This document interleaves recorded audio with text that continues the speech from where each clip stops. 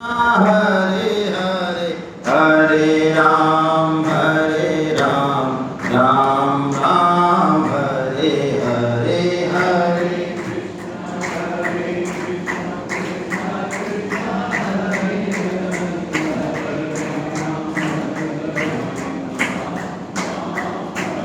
हरे कृष्णा। वसुदेव सुतं देवं कंस चाणूरमर्दनं देवकी परमानंदं कृष्णं वंदे जगद्गुरुं। आप सभी वैष्णव जनों के चरणों में दंडवत प्रणाम। हरे कृष्णा हरे कृष्णा। पीछे आवाज आ रही है, बहुत डिस्टर्ब हो रहा है भाई। कूलर से आवाज आ रही है कि पीछे? हेमंत जी ठीक आ रही है, चलिए। तो अब भगवान बात कर रहे हैं कर्म संन्यास योग। इसका हमने चैप्टर भी देखा। देखिए थोड़ा समझिए, क्योंकि गीता एकदम से जब पढ़ते हैं और ताबड़तोड़ बौछार होती है श्लोकों की, तो अधिकांश लोगों के मन में होता है कि ये चल क्या रहा है, ये हो क्या रहा है, ये क्या कह रहे हैं भगवान। थोड़ा सा रिकैप करते हैं जिससे कि आप थोड़ा आगे बढ़ पाए उस हिसाब से। पहले अध्याय का नाम अर्जुन विषाद योग, जिसका मतलब है जीवन में दुख भी भगवान से मिलाना वाला हो सकता है, पहली बात। दूसरी बात, अर्जुन बहुत बोलते हैं पहले अध्याय में, दुनिया भर के लॉजिक देते हैं, दुनिया भर के आप देखेंगे, लेकिन भगवान श्री कृष्ण कुछ नहीं कहते हैं। क्यों? क्योंकि अर्जुन मोहित अवस्था में है। जब हम मोहित अवस्था में होते हैं तो हमें लगता है कि हम सही बोल रहे हैं, सही सोच रहे हैं, लेकिन मोहित अवस्था में काला सफेद दिखता है और सफेद काला दिखता है, बिल्कुल उल्टा है। तो भगवान ने कुछ नहीं बोले और दूसरे अध्याय में अर्जुन को शॉक थेरेपी दी एकदम से। और जब अर्जुन को थोड़ा चेक हुआ, जब अर्जुन ने डिमांड की कि हाँ प्रभु, वास्तव में लगता है कि मैं मोहित अवस्था में हूँ, मुझे जरूरत है, तब भगवान ने सबसे पहले उसको सांख्य योग का उपदेश दिया 2.11 से 2.30, जिसमें भगवान ने बहुत एक बारीक बात बताई कि अर्जुन तू शरीर नहीं, तू शरीर को जानने वाला है। और इस बात का अनुभव यदि थोड़ा सा हम विवेक अप्लाई करें तो हमें समझ में आता है सबको। ये बहुत ब्रह्म ज्ञान की बात है, लेकिन इसको समझना बहुत जरूरी है। आजकल फोटो अवेलेबल हैं बचपन के। बचपन में हम कैसे थे, फिर किशोर अवस्था आई, जवानी आई, और अब जैसे हैं, तो जैसा शरीर बचपन से अब तक था वो तो बदल चुका, वो शरीर है क्या। लेकिन हम क्या कहते हैं कि देख देख ये मैं था 30 साल पहले, तो तू कहाँ है, तू तो बदल चुका। इसका मतलब कोई ऐसी चीज है जो बदलने के बाद भी, शरीर बदलने के बाद भी बदल नहीं रही है। और ये शरीर इतनी तेजी से बदलता है, हमसे पूछताछ नहीं करता, ये अपने आप बदल रहा है, हम इसको जानने वाले हैं बस।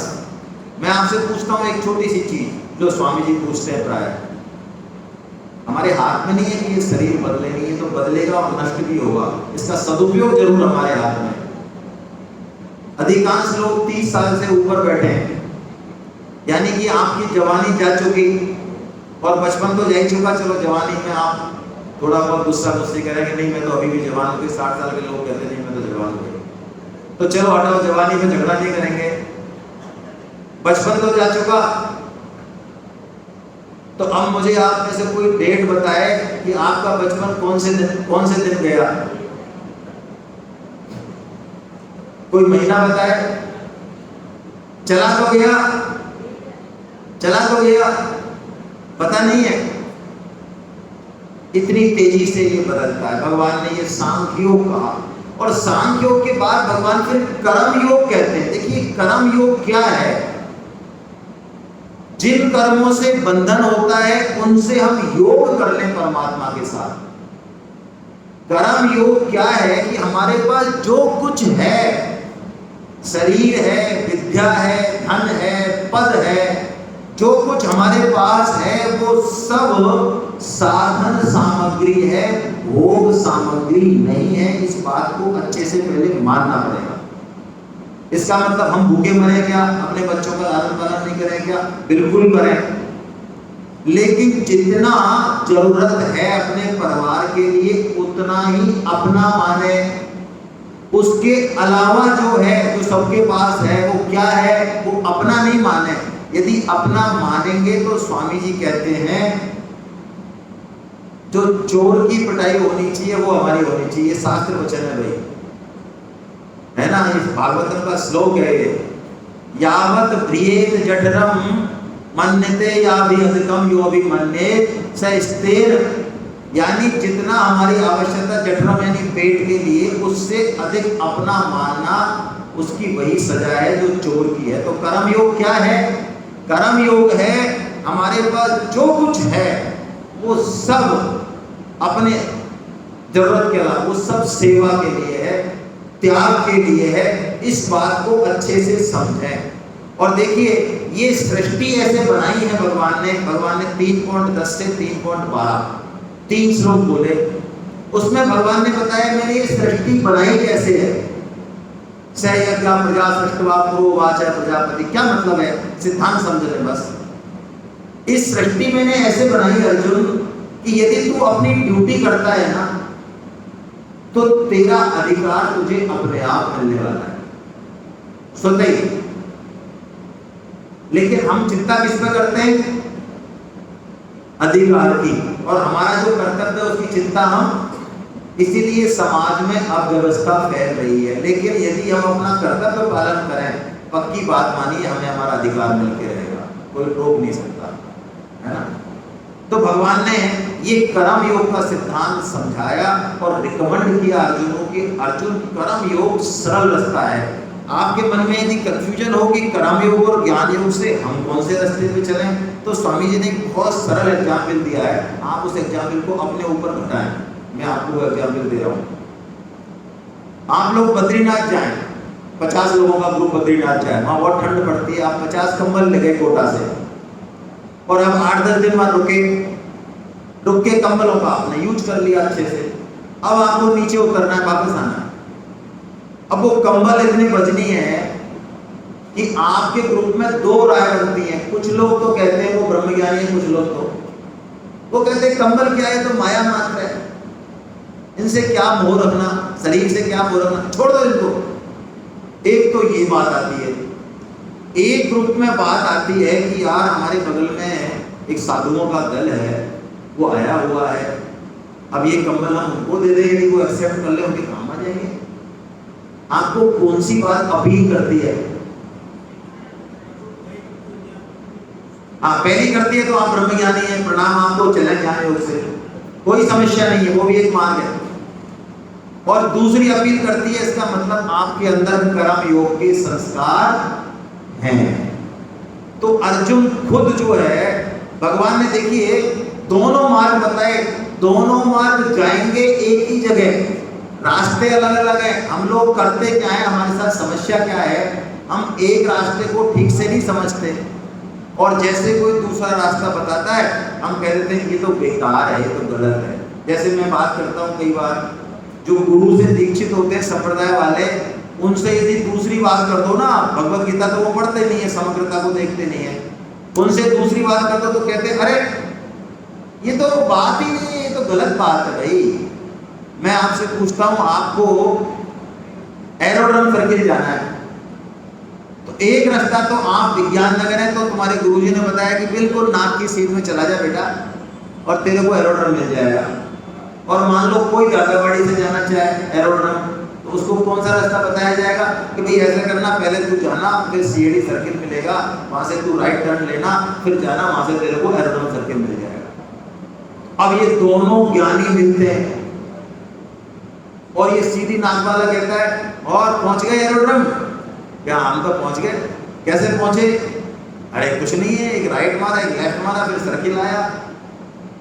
हमारे तो कोई सर्किल नहीं आया बेटा, तू पहुंचा ही नहीं, सर्किल आता है तमिलनाडु में पहुंचते हैं।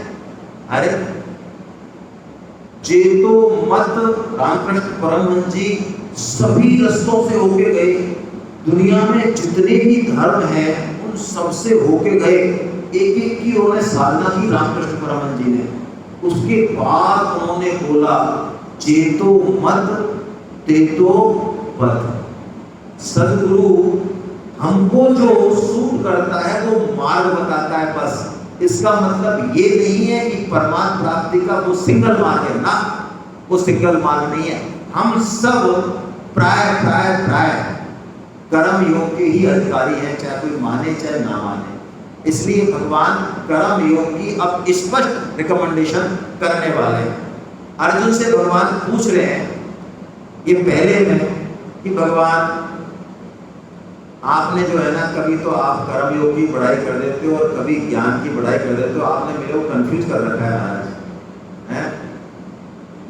तो आप जरा कोई ठीक ठीक बात बताओ ना एक बात। ऐसा अर्जुन का प्रश्न है पहले श्लोक में। संन्यासं कर्मणा कृष्णं पुनर्योगं च संशसि यच्छ्रेयेतयोरेकं तन्मे ब्रूहि सुनिश्चितम्। एक बात बताओ महाराज, एक कंफ्यूज मत करो मेरे को। अब जब ऐसा प्रश्न पूछा अर्जुन ने, अब भगवान बिल्कुल स्पष्ट बताएंगे। अब तक इतनी स्पष्टता नहीं थी। क्या कहते हैं?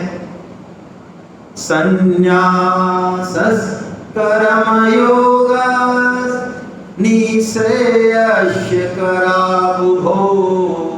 दोनों ही श्रेष्ठ है अर्जुन, लेकिन ध्यान रखना तयो वस्तु कर्म संन्यास कर्म योगो विशिष्यते। इस ज्ञान मार्ग से ये कर्म योग श्रेष्ठ है। लेकिन अब देखिए एक थोड़ी सी बात है यहाँ पे, इस बात को हम समझें। प्राय गीता 10-20 साल तक पढ़ के भी इस बारीक बात को भगवत कृपा के बिना हम समझ नहीं पाते, अपना मताग्रह उस पर डालते हैं। देखिए कैंची देखिए आपने, कैंची के दो फलक होते हैं। आप समझिए ये गीता के सभी योगों को समझने की चाबी है। आपके अंदर कोई विशेष संस्कार हो सकते हैं, वो अलग बात है, लेकिन ये चाबी है। क्या चाबी है? कैंची के दो फलक होते हैं। कौन कौन से फलक हैं ये? कर्म और ज्ञान। दोनों जरूरी है या एक जरूरी है?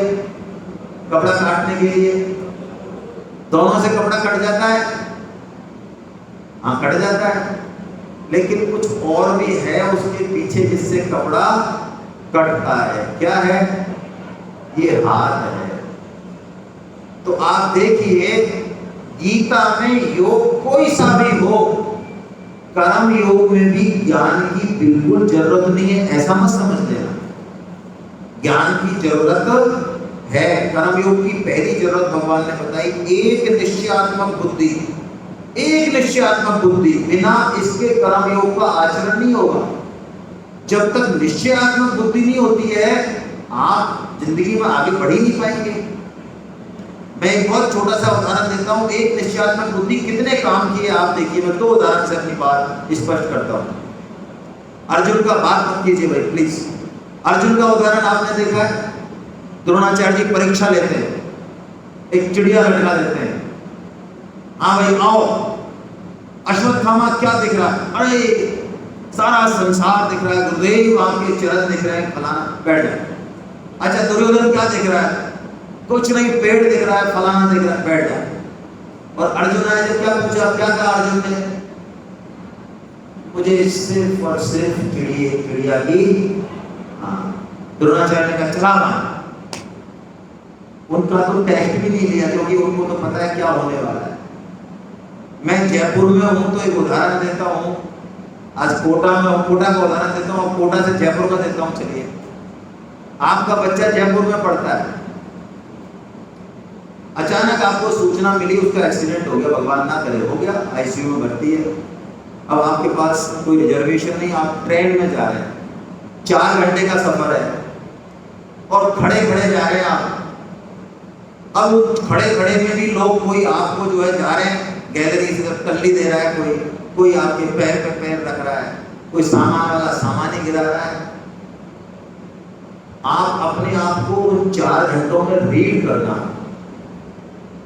आपका जो रिएक्शन है ऐसे लोगों के प्रति वो आम रिएक्शन से कुछ अलग होगा। आप कहेंगे ठीक है, it's okay, it's okay, it's okay, it's okay, छोड़ यार।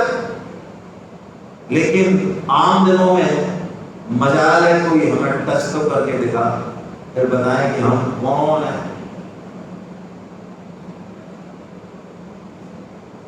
जो कहते हैं कि भगवान में मन नहीं लगता, गीता पढ़ने का समय नहीं है, उनकी एक निश्चयात्मक बुद्धि बिल्कुल नहीं है। जिसकी एक निश्चयात्मक बुद्धि हो गई उसके सामने सारी समस्याओं का अंत हो जाएगा। समस्या नहीं होगी अंत, उसकी माइंडसेट चेंज हो जाएगा।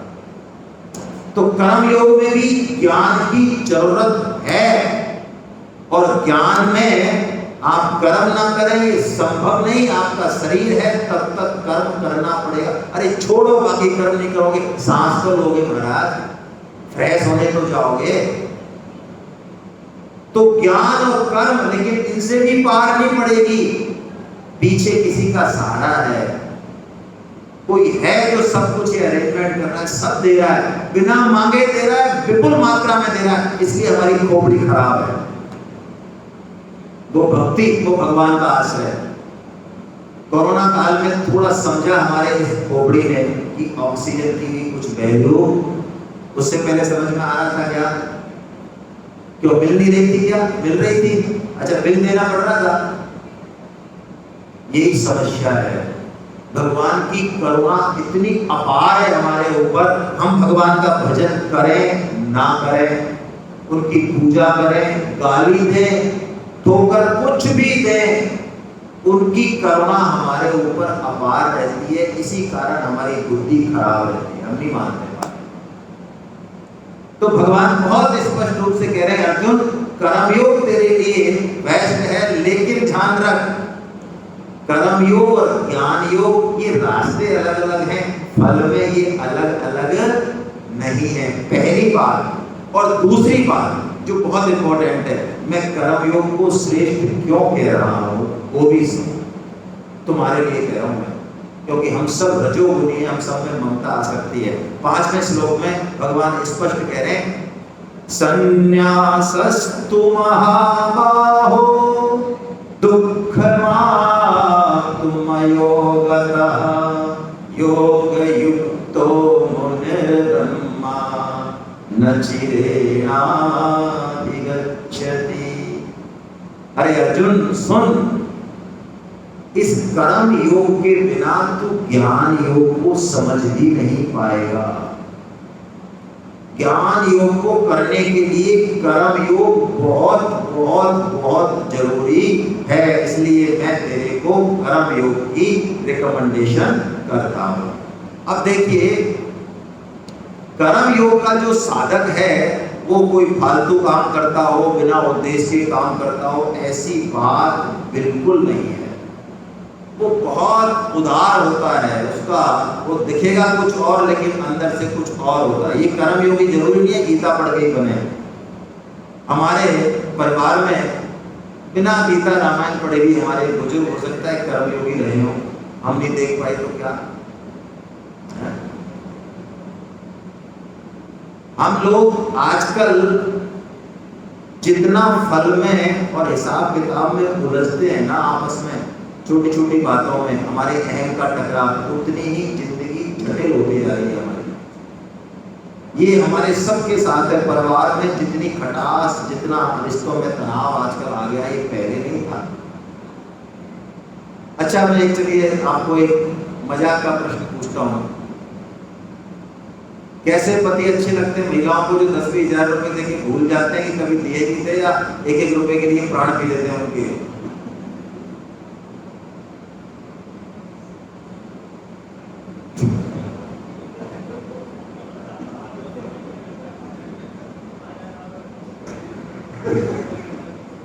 रिश्तों में ना रखा करो हिसाब नफे और नुकसान का, जिंदगी की पाठशाला में अगर कमजोर हो तो अच्छा है। हम लोग कितने ही कमजोर हों, कहते हैं हमें श्लोक याद नहीं होते, हमें गीता याद नहीं होती, लेकिन मैं आपको चैलेंज के साथ कहता हूं, हम सब में इतनी पकड़ है। 20 साल पहले भी यदि हमने किसी को 1 लाख रुपए दिया होगा ना परोपकार के, उसने नहीं मांगे, हमारी बाइक थी हमने दे दिया, चल तेरी बेटी की शादी है, और 10 जगह गा दिया उसको, बाकी कहने में सब भगवान का है, सब भगवान। हम देने वाले कौन है? भाई है भगवान की है, पैसा भगवान का है, और गीता पढ़ ली, सेमिनार अटेंड कर ली तो और बढ़िया से कह देंगे। लेकिन 20 साल बाद भी यदि कहीं बात चले और कहें अच्छा आपने कितने दिए थे, 11,000 रुपये दिए थे ना भाई के, है ना, बहुत बढ़िया आदमी है, तो आपसे रहा नहीं जाएगा कहे बिना कि अरे मिस्टर करेक्शन करो, हमने 11 नहीं, हमने 1 दिया। बाकी है सब भगवान का, है सब देने वाले भी भगवान, तो तुम क्यों बीच में आ रहा है भाई? ये इतनी पकड़, इतना 20-20, 30-30 साल का रिकॉर्ड कोई हमसे घर पूछे ना, हम आधी रात को बता सकते हैं, इतनी मेमोरी हमारी। कर्म योगी कर्म तो करता है, लेकिन उसका टारगेट बहुत ऊंचा है, बहुत ऊंचा है टारगेट। हम समझ नहीं सकते कि क्या, क्योंकि वो क्षुद्र चीजों में नहीं उलझता। एक बार एक सेठ जो कभी नहीं जाते सत्संग में, वो एक सन्यासी के पास पहुंचे, लेकिन लोग जैसे आपको कईयों को धक्का मार के सेमिनार में लाया गया है। अच्छा भैया मैं इसलिए कह रहा हूँ, आप बुरा मत मानना, क्षमा करना, मेरे को आज तक मैं हर सेमिनार में पूछता हूँ, लेकिन मुझे आज तक ऐसा कोई महान मिला नहीं, क्योंकि हम भी नहीं थे ऐसे कि जो कहे कि भाई साहब महीना हो गया यार, रोटी बची नहीं है, नींद आ नहीं रही है, गीता पढ़नी है, गीता पढ़े बिना जिंदगी मतलब पढ़नी है गीता यार, कैसे भी ऐसे हमारी प्यास है, या किसी ने हमको जो है पकड़ के और यह धक्का दिया है। प्लीज किसी के है प्यास ऐसी हुई 50 साल में, 40 साल में, धक्का ही दिया है, और देना ही चाहिए धक्का, ये बहुत जरूरी धक्का है। तो वो सेठ जी जब गए सन्यासी के पास, तो सेठ जी ने प्रणाम किया, महाराज प्रणाम आपको। तो सन्यासी जी ने और झुक के प्रणाम किया। उन्होंने कहा महाराज ये क्या कर रहे हो आप? फिर उन्होंने दोबारा प्रणाम किया। सेठ जी ने, अरे साहब आप तो त्यागी हो, सन्यासी हो महाराज, क्या कर रहे हो आप? वो और उनके साष्टांग दंडवत पड़ गई, महाराज आपको। उन्होंने कहा महाराज क्या कर रहे हो, हम तो दुकान में लगे हुए हैं, धंधे में लगे हुए हैं, हमारे आप प्रणाम कर रहे हो, आप हमको क्यों प्रणाम कर रहे हो? अरे महाराज आप इतने बड़े त्यागी हैं, हम इसलिए प्रणाम कर रहे हैं। सन्यासी मतलब सम्यक न्यास है, अभी बताया, त्यागी। तो महात्मा ने कहा हम भी इसलिए प्रणाम कर रहे हैं कि आप हमसे भी बड़े त्यागी हो। उन्होंने कहा वाह हम कैसे त्यागी हैं?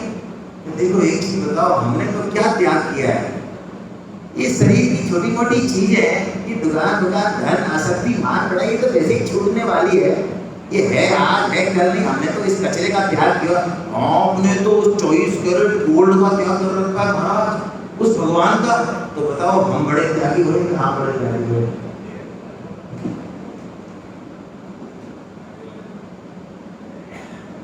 हमारा प्रणाम करना बनता है, लेकिन कर्म योगी ये तत्व जानता है। आप मैं रामायण का एक प्रसंग लूंगा इसमें समझाने के लिए, उसको अच्छे से पकड़ना कि हम लोग जो फल की इच्छा के लिए कर्म करते हैं ना, हम दिहाड़ी मजदूर से ज्यादा वैल्यू नहीं है हमारी। क्या है, हम मस्टरों का इंजीनियर बैठे हैं यहाँ पे, मस्टरों का नाम सुना है ना, मस्टरों पे नाम लिखते हैं तो 35 रुपए मिलते हैं उसमें, और राजा का बेटा है हम, राजा के बेटे, करोड़ों अरबों का साम्राज्य हमारा, लेकिन क्या करें, दिमाग खराब है, 35 रुपए की दिहाड़ी करके कर्म करके अपने आप को बहुत करना जो है मान रहे हैं। तो जब भगवान श्री राम वनवास जा रहे हैं, माता सीता है, लक्ष्मण है, वो नदी पार करनी होती है तो केवट को बुलाते हैं भगवान। वो सारी कथा में नहीं लेने वाला हूँ, आपको सबको पता है। और केवट सब काम कर देता है, तो भगवान जो है उसको कुछ देना चाहते हैं, कुछ होता नहीं भगवान के पास। क्योंकि वनवास में आए ना, ऐसा नहीं कि अपन की तरह अपन तो वृंदावन भी जाए तो 10-5 लाख का चेक तो घर ही ले जाए बेटा जेब में एक बार तो संन्यास ले लिया, कहाँ ले लिया हमारा, लेकिन ये तो जरूरी है, देखो भूखे थोड़ी मरेंगे हम। भगवान के पास कुछ नहीं है, लेकिन माताओं का क्योंकि गहना होता है, उनका सौंदर्य है, शास्त्र की आज्ञा है। सीता माता के हाथ में तो अंगूठी होती है, तो भगवान के हाथ में कुछ नहीं होता है, तो बस थोड़ा सा वो माता की तरफ देखते हैं, बस समझ जाती हैं सीता माँ, अपनी अंगूठी उतार के भगवान को देती है, और भगवान उस अंगूठी को उस केवट को देना चाहते हैं, लेकिन केवट उस अंगूठी को लेते नहीं। क्यों नहीं लेते? क्या कहते हैं केवट? बड़ी जबरदस्त बात कहते हैं, अब कछु नाथ न चाहिए मोरे, दीन दयाल अनुग्रह तोरे, बहुत काल मैं कीन मजूरी, आज नाथ भर दीन भर पूरी। हे प्रभु, अब तक तो मैं मजूरी करता रहा, हर कर्म का फल चाहता रहा, लेकिन आज आपने मुझे क्या दिया है? आज नाथ मैं कहा न पावा, मिटा दोष दुख तार। क्या दे दिया आपने? वो चरण कमल जो सबके लिए अलग है, उन चरण कमलों को मेरे धोया है, वो प्रसाद आपने दे दिया, और फिर भी आप मुझे कह रहे हैं कुछ मांग, कुछ मांग ना। आज मैं कुछ भी मांगने वाला नहीं। भगवान ऐसे निष्काम भक्त जो होते हैं उनके आगे बिक जाते हैं भगवान। मैं आपको एक निवेदन और करूंगा, बीच में हम लोग प्राय शादी ब्याह के मौके पे, ऐसे सत्संग के मौके पे प्राय, और विशेषकर माता बहन उनको महाराज नजर है, फिल्मी गाने गाते हैं हम लोग, और फिल्मी गाने नहीं गाएंगे तो जरूर वो भजन फिल्मी गाने की धुन का होगा, और वो 10-10, 12-12, 15-15 उसमें अंतरा होंगे, और ऊट पटांग तरीके से वो तुकबंदी से बनाया हुआ लगता अच्छा है, सुनने में कचरा है, वो छोड़े। शुद्ध भक्तों के भजन गाएं, चाहे लय भी बैठे, शुद्ध भक्तों के भजन आप गाएंगे, सूरदास जी के, तुलसीदास जी के, मीरा के, रैदास जी के, आप पक्का मानिए आपके हृदय को प्रक्षालित कर देंगे।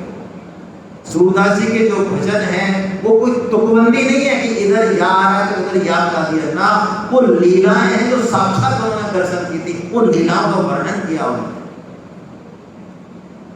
सूरदास जी जब भगवान जैसे, सूरदास जी जैसे चाहते भगवान लीला करते। सूरदास जी को एक बार भगवान रोज हर बार आते कहते बर मांग कुछ मांग ले।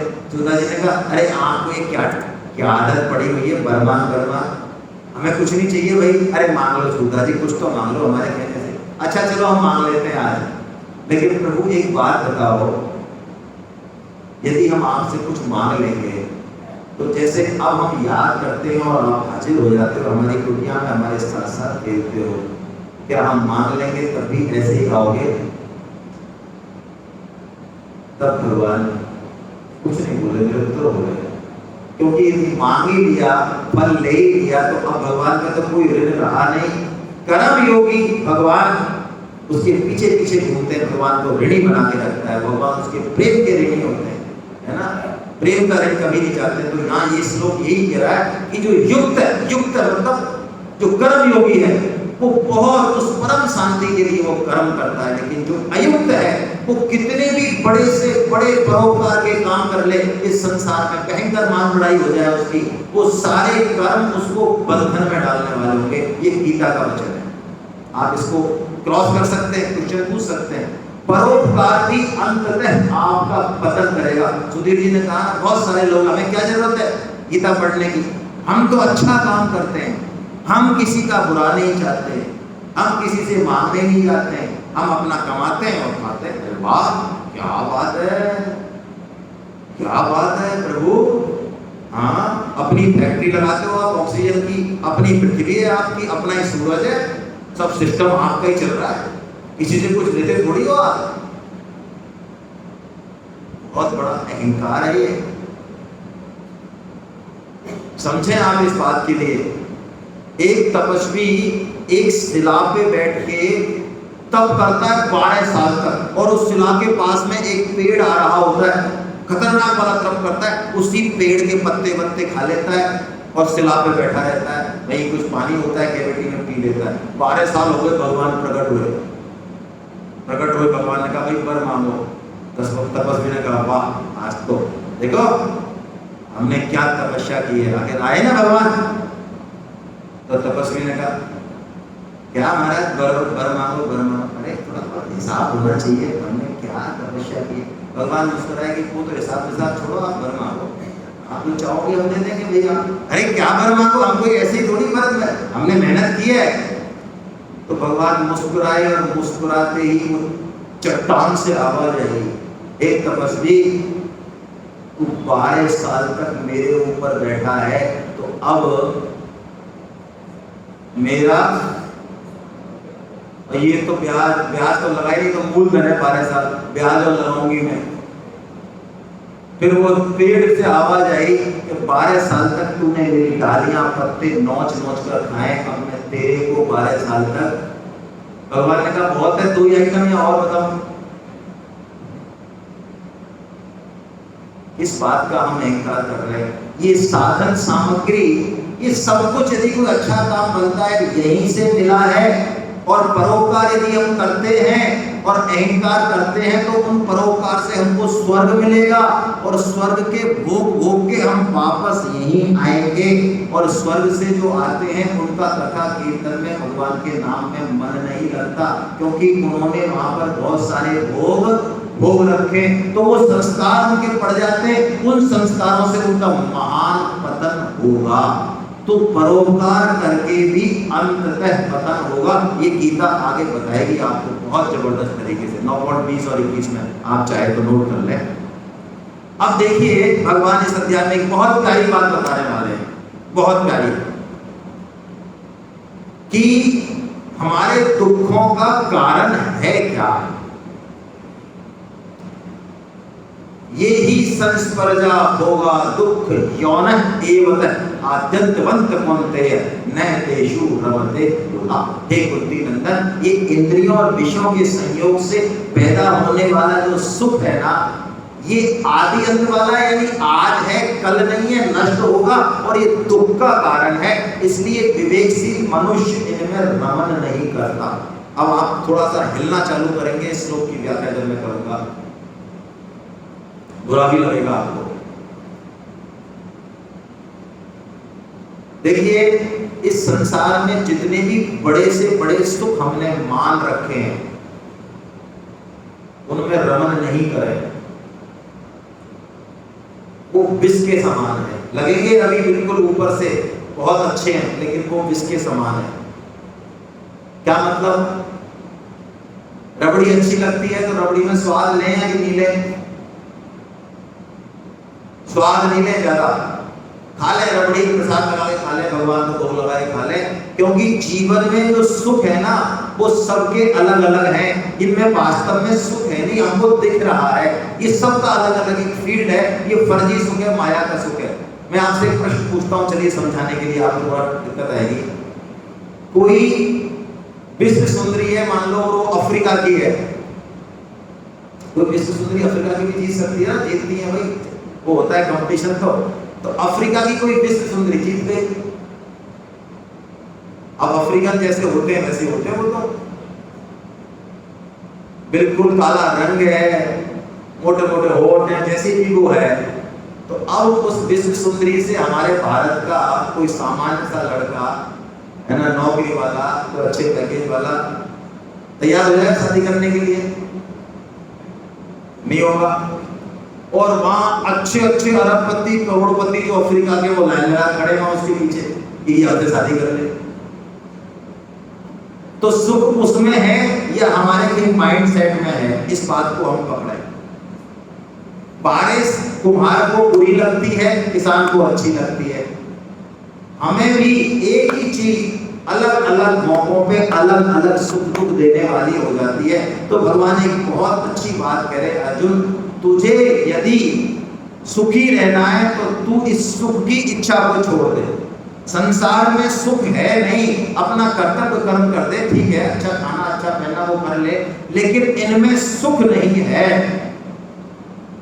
इस सुख को तू छोड़ दे। यदि इस सुख को नहीं छोड़ेगा तो कभी भी तू सुखी नहीं होगा। संसार तो बदलने बिगड़ने वाला है, हमेशा इसमें कुछ ना कुछ चलता रहेगा। देखिए दो चीजें हैं, मैं आपको बताऊं थोड़ा समझने के लिए।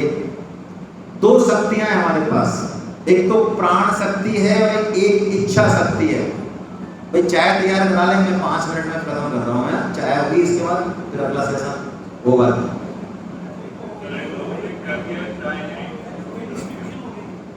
अरे थोड़ा घूम फिर लेते तो अच्छा रहता है। चलो मैं कंटिन्यू कर दूंगा फिर।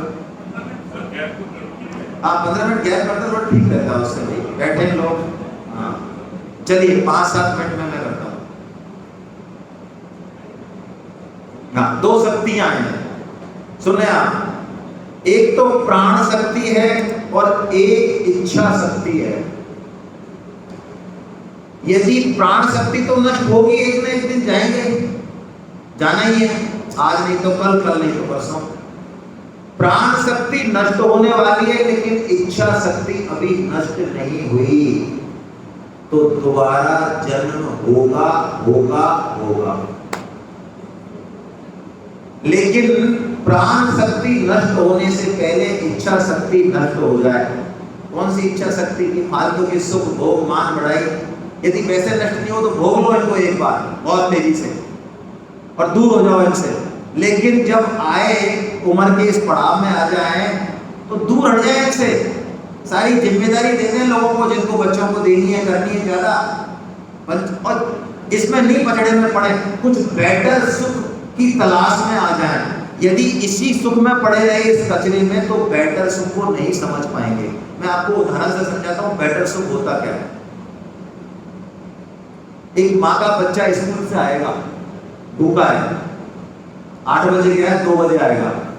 अब माँ को उसको आएगा 2 बजे तो उसके पसंद की चीज बनाती है माँ, खीर बनाती है, कुछ पुआ बनाती है, कुछ सब्जी बनाती है अच्छी अच्छी, और वो खुद भी नहीं खाती है कि मेरा बेटा आएगा तो मैं खिलाऊंगी उसको अच्छे से। अब बेटा आता है और बैग इधर फेंकता है और इधर फेंकता है, माँ कहती है आजा। अब बैठा है वो, उसको कुछ होश ही नहीं है, लेकिन माँ उसको तोड़ के और रोटी खिला रही है, पूड़ी खिला रही है, खीर खिला रही है और पूछ रही है। उसको ज्यादा होश नहीं, ज्यादा मतलब भी नहीं, लेकिन खा रहा है, अच्छा लगा, कैसा लग रहा है बेटा? बहुत अच्छा लग रहा है, मजा आ रहा है, खा रहा है। मैं अब माँ ने एक ग्लास नहीं खाया अभी, सब मेहनत की उसने, सब मटेरियल उसी का, मेहनत उसकी, खाया कुछ नहीं है। लेकिन बच्चे प्रसन्न है एकदम, उसको आनंद आ रहा है कि बढ़िया अच्छा बनाया है। अब मैं आपसे प्रश्न पूछता हूँ, किसको आनंद ज्यादा आ रहा है?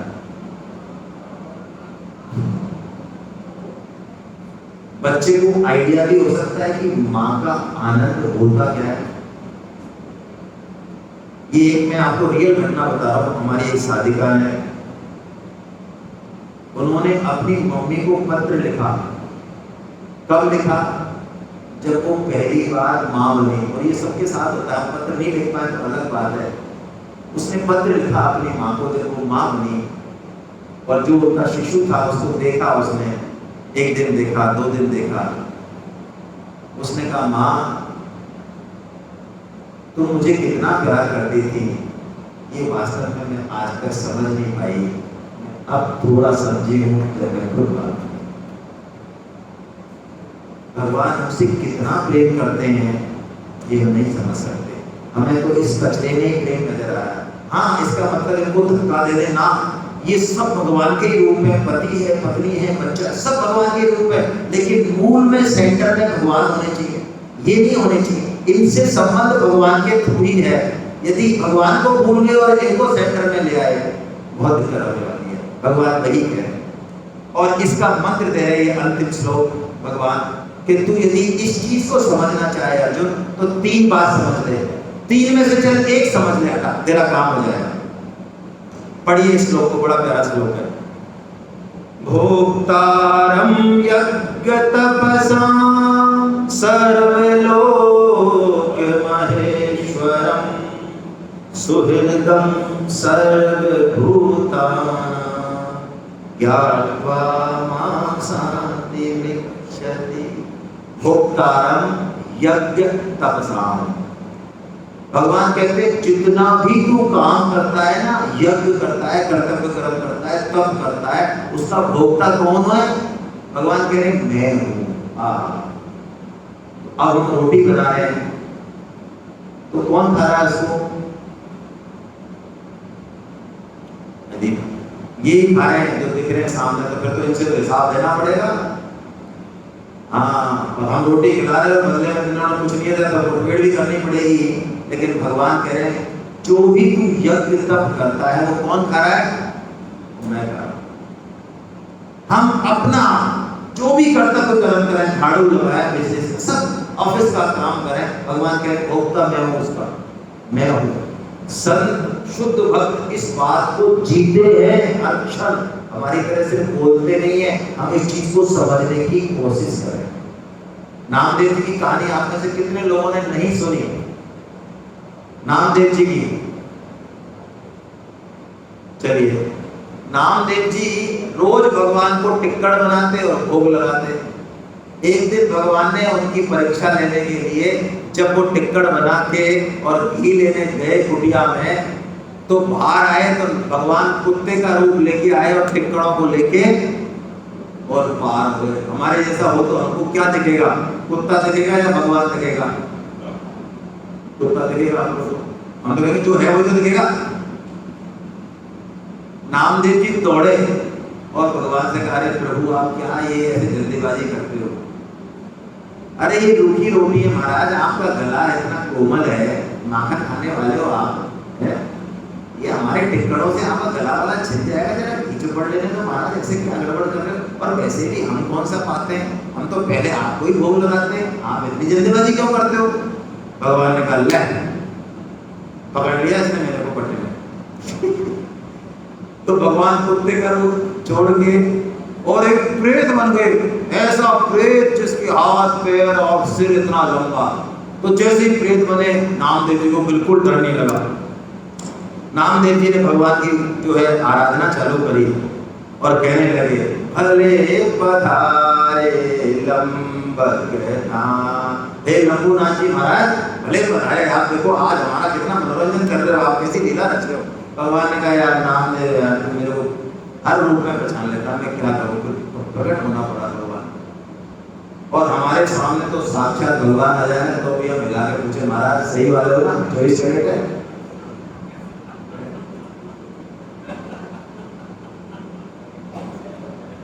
हमको तो जो वृंदावन के साक्षात विग्रह है ना, जैसे आपके कोटा में भी पुष्टि संप्रदाय का मंदिर है, वल्लभ श्री वल्लभाचार्य जी महाराज, बहुत प्यारी कथा है। गोविंद देव जी हैं, ये साक्षात विग्रह हैं, ये कोई बनाए हुए विग्रह नहीं है। इन विग्रहों में भी हम जाते हैं तो देखते हैं, अच्छा कौन सा? अच्छा रेशम लग रहा है ना, और ये सोना होगा, 24 कैरेट ही होगा, सोना नहीं होगा, पितल तो क्यों होगा? और मूर्ति किसकी? पत्थर की है। वहां पे भी हमको पत्थर, लाइट, सोना, क्या क्या अड़ंग बड़ंग दिखता है, कुछ नहीं दिखता आपको वहां पे।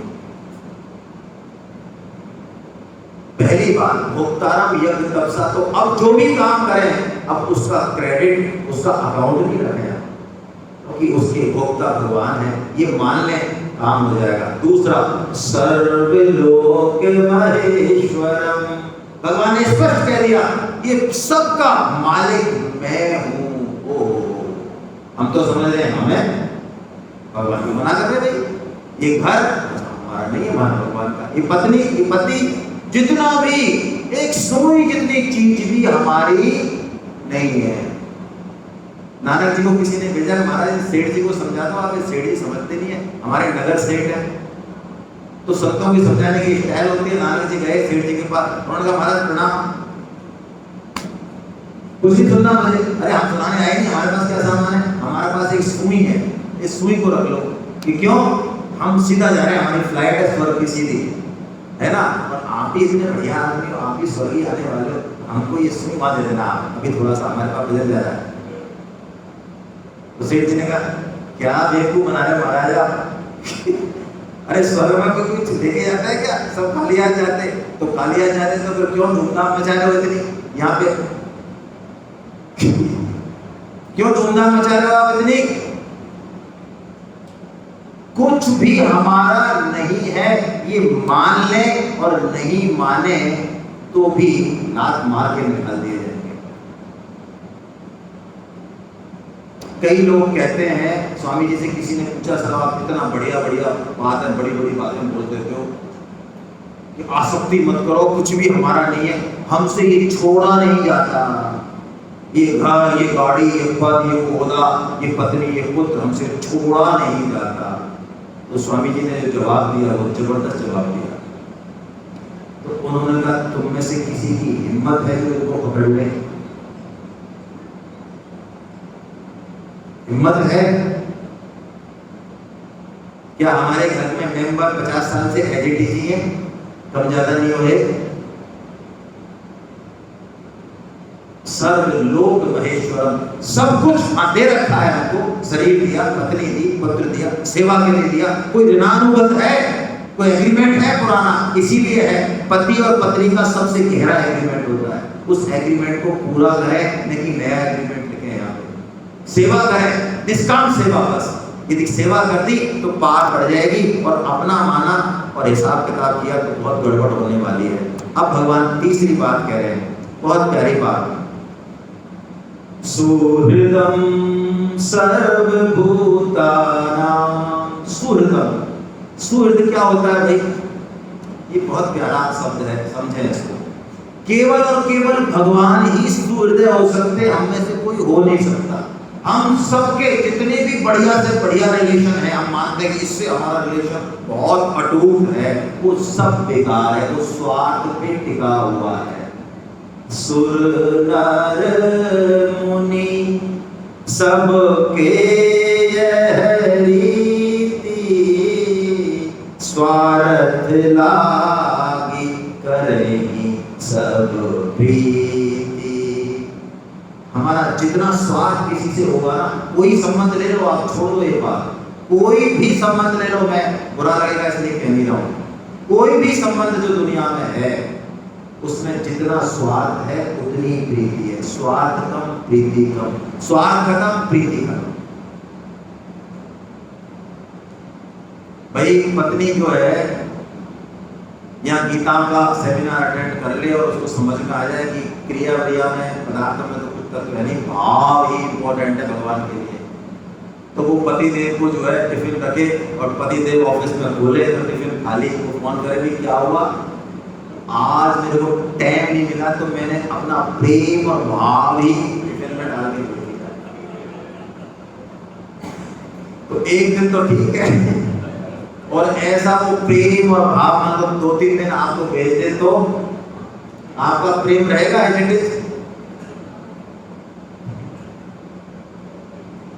भगवान को हम कुछ भी करें, कुछ भी कहें, कहने में बहुत भद्दा लगता है, लेकिन सत्य तो सत्य है। गिरीश घोष भगवान के महान भक्त हुए, रामकृष्ण परमहंस जी के शिष्य हुए, तो कौन सा ऐप उनमें नहीं। एक बार उन्होंने कहा कौन भगवान, कहाँ का भगवान, दारू पी रखी थी, महादेव की मूर्ति थी, बाथरूम कर दिया उन्होंने उसके ऊपर।